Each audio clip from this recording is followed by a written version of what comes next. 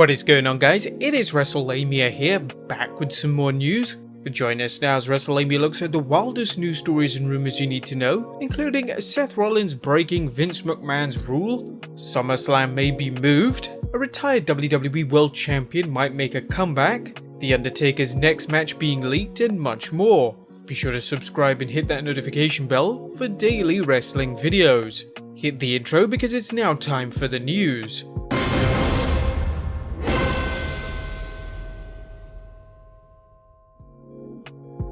Now our first story looks at Seth breaking Vince's rule, which led to an early finish on Raw. The WWE wrestlers have two rule books to pay attention to, one being the wrestling rulebook and the other being Vince McMahon's rules of Donnie's do's and don'ts. Not to mention this one being one of Vince's secret rules. It was why a lot of fans were confused as to why Seth Rollins and Buddy Murphy were disqualified during their tag match on this week's Monday Night Raw. But Brian Alvarez explained that this is one of Vince's secret rules, and he's quite adamant about it not being broken. He explained on the recent Wrestling Observer Radio, in a tag match, you know how you tag and there are 5 seconds when you can both be in the ring at the same time, right?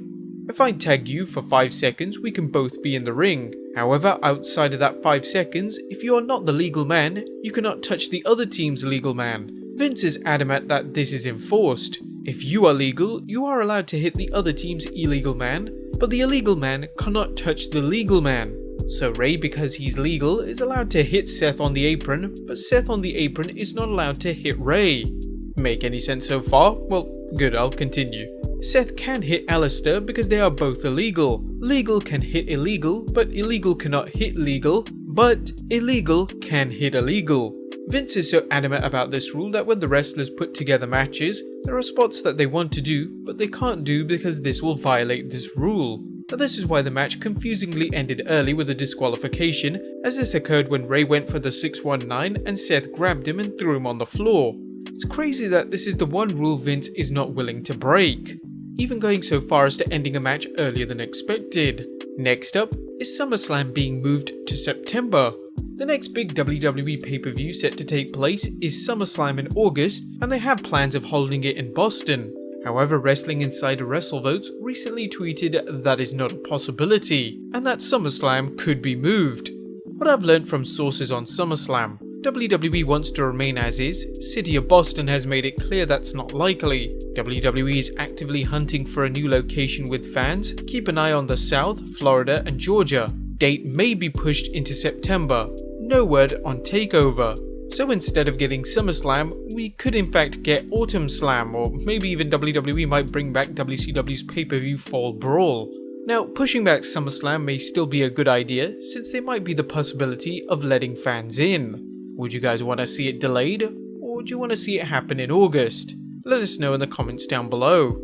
Next up, Raw Ratings Rebound. The ratings are in, and it's good news for the Red brand, as Raw bounced back from its disastrous ratings the previous week. Paul Fontaine of the Wrestling Observer Figure 4 Online is reporting, ratings for the post-Money in the Bank episode of Raw were up 13.7% from last week's record low, averaging 1.919 million viewers last night. It was the highest viewership for the show since April 6th, which was the Raw after WrestleMania 36. As always, we take a look at Raw's 3 hours for this week and the previous 2 weeks. You can obviously see it's a massive increase from last week's show. In fact, the drop from hour 1 to hour 3 was only 10% compared to the previous week's 14%.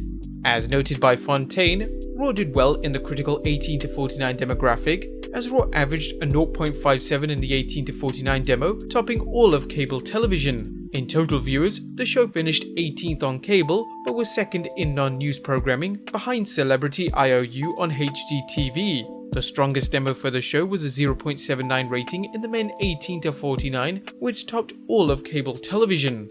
On an unrelated note, what in the blue hell is Celebrity IOU? Me being in the UK, I've never heard of it, but it must be a popular show. Next up, Christian discusses the possibility of an in-ring return. Christian has been busy retiring from in-ring competition due to a career-ending injury, with one of his latest projects being his role in the film Cage Fighter, which stars current AEW World Heavyweight Champion Jon Moxley. With Christian's longtime friend and former tag partner Edge back in the ring, he's constantly asked if he'll ever return to the ring. Speaking with WrestleZone's Bill Pritchard, Captain Charisma shared his thoughts.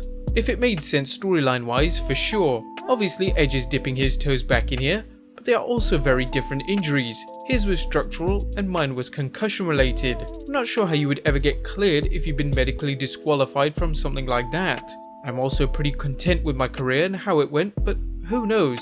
I would never turn down a chance to work with my best friend again. You never know, we'll see what happens down the line.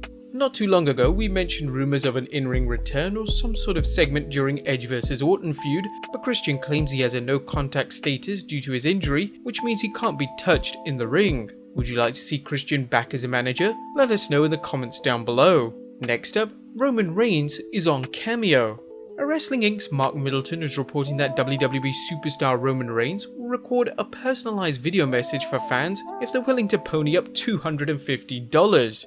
Reigns is now working with Cameo to provide messages, and according to Middleton, WWE superstar Hornswoggle was charging $25 for his video, WWE Hall of Famer Bret Hart charges $150, while SmackDown Tag Team Champion Big E charges $125, actor David Hasselhoff charges $300, comedian Gilbert Gottfried charges $150, UFC Hall of Famer Randy Couture charges $50, and NFL legend Brett Favre charges $250.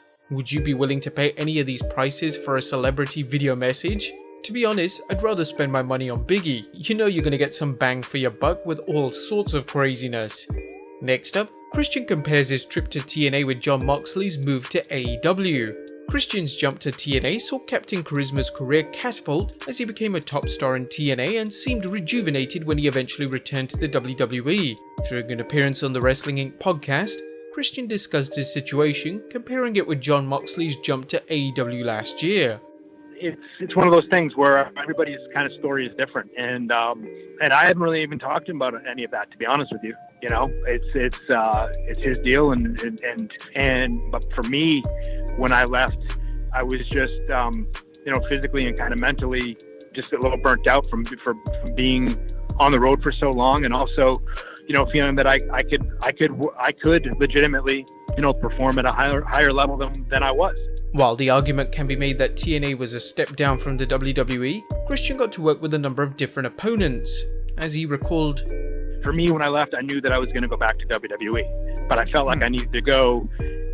Whatever I was doing wasn't working, so I needed to go out and take a chance on myself and to get better. And the only way to do that was to take some risks and to go somewhere. As for Jon Moxley, Christian thinks he's done well. Moxley is set to face another former WWE superstar who jumped to AEW, none other than Brody Lee, aka WWE's Luke Harper. The two will battle at Double or Nothing as Moxley defends his AEW World Heavyweight Championship against the leader of the Dark Order. Next up, The Undertaker's next match leaked. Considering WWE is now in the process of airing its 5-part special The Undertaker The Last Ride, and he had a universally praised match at WrestleMania 36, some believe this should be the best time for The Undertaker to hang up the old wrestling boots and call it a day. However, he may still have 1 or 2 matches left in him. The Wrestling Observer recently mentioned that Undertaker is having another match, and it's going to be a rematch against AJ Styles. Only this time it's not going to be a boneyard match, it's going to be a conventional wrestling match. Now this should be good, but the best thing about the cinematic matches is that it hid The Undertaker's age in the ring. It could also be the reason behind AJ still showing he's clearly still afraid of Taker during the Money in the Bank ladder match. Various references were shown. In fact, we caught 20 references and Easter eggs. Be sure to check that video out in the top right corner.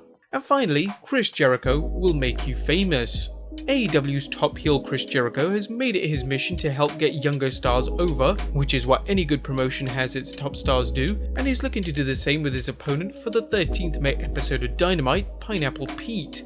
Le Champion recently commented on his upcoming match, stating on Instagram, "His name is Sugar Dunkato Fasho, but I call him Pineapple Pete. I gave this guy a new name, a new gimmick, a new t-shirt, and a whole new level of notoriety. And this Wednesday I'm gonna give him something that only the chosen few experience, a match against Le Champion. Get ready for the night of your life, Pineapple Pete. I'm gonna make you famous." Well, there you have it guys, the wildest news stories and rumours you need to know. Be sure to leave your comments down below, subscribe if you haven't already, follow us on Instagram and Twitter, and I'll see you next time with some more wrestling content.